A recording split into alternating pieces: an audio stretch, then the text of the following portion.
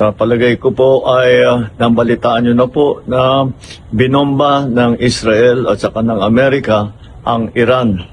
At ang Iran naman ay sumagot, nagbomba naman ng mga American base sa United Arab Emirates, sa Bahrain, sa Oman at siyempre sa Israel.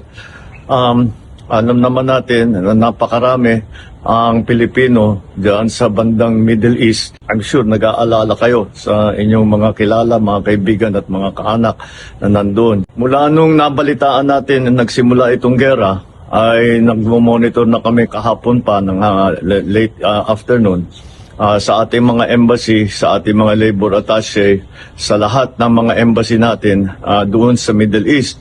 At nais kong i-report sa ating mga kababayan na sa ngayon, as of 9 o'clock Sunday, wala po tayong natatanggap na report na may casualty na Pilipino.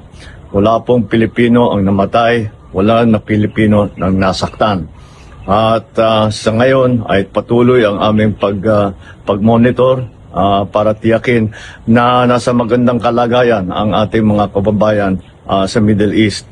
Ang ating tuloy-tuloy na binabantayan dahil ito'y kailangan natin tuloy-tuloy na bantayan at hindi ito tapos pa.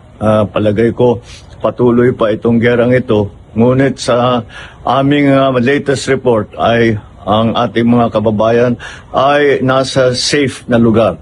At sila ay nakapunta sa mga bomb shelter kung saan sila at lumalayo sila doon sa mga bases ng Amerikano upang hindi naman sila mapalapit sa alanganin.